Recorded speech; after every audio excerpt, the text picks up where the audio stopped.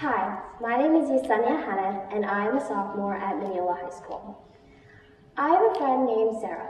She is about the same age as I am. She is 16 years old. She has the cutest dog named Oreo and two adorable baby brothers. Sarah is a daughter, a sister, a friend, and one in 7 million females in the United States suffering from an eating disorder. Sarah was diagnosed with anorexia nervosa at age 10. I remember playing the best games with her outside in her backyard. I mean, we would add the craziest twists and challenges to any game to make it as adventurous as possible. However, I slowly noticed some changes in Sarah. She wouldn't share pizza with us, or drink soda with us, or eat birthday cake at our parties. However, I have to be honest, I didn't really think much of it then, because we were only 8 years old, and I didn't truly understand the toxic disease that Sarah was fighting. Yes, we were 8 years old. Shortly after, I remember my mom telling me we wouldn't be able to hang out for a while. I later learned that during that time, Sarah had been hospitalized for weeks in a constant fight to stay alive. In that moment, I wanted to help my friend. I wanted to sympathize with her, and I wanted to free her from her illness. However, I quickly realized that eating disorders do not manifest in the same way. Some people, like my friend Sarah, see themselves as overweight, even when they are dangerously underweight. They suffer from anorexia. However, there are others with bulimia who suffer from episodes of binge eating, followed by behaviors to overcompensate for that eating, such as purging, fasting, or excessively exercising. And on an entirely different scale, those with binge eating disorder also have recurrent episodes of overeating.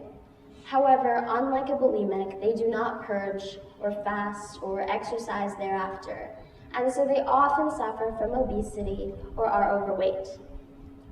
So as it turned out, eating disorders can affect anyone, and the only thing connecting these victims is their need for help.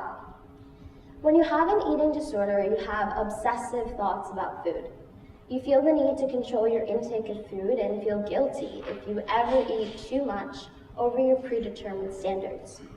You might even punish yourself for breaking these absurd food rules you've set by fasting or excessively exercising until you're weak, to burn off any extra calories out of a fear of even gaining a fraction of a pound.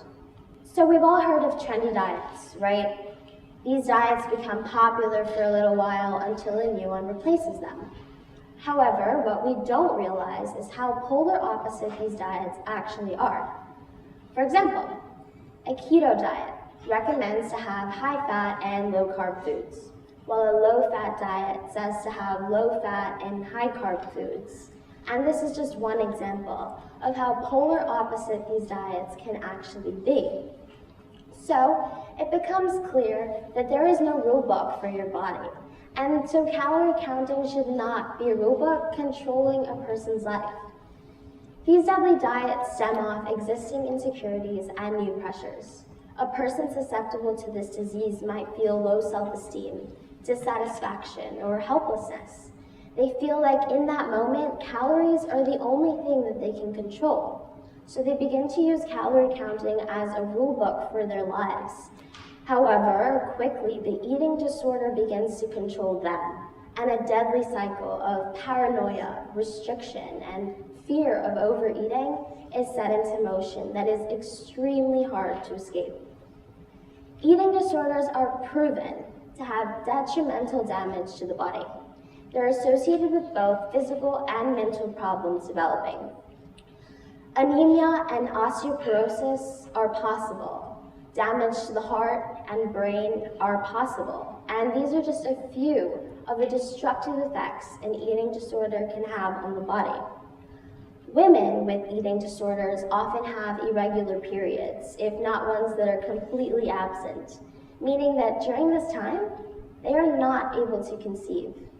The lack of ovulation each month is all a defense mechanism from their brain, which reverts back to a prepubescent hormonal state during extreme physical stress. So to all the females in this room, I want to ask, how can we be ashamed of the parts of a woman that are our biological right, that are not to be hidden but celebrated, since they support the very foundation of human life? Unfortunately, my friend Sarah and I haven't been able to keep in touch since her hospitalization 7 years ago. Anorexia took what we might consider a normal teenage experience away from her. It stripped her of her friends and her family. So it's imperative to remember that in the face of all the pressures you might have, you are enough. You are beautiful. Thank you.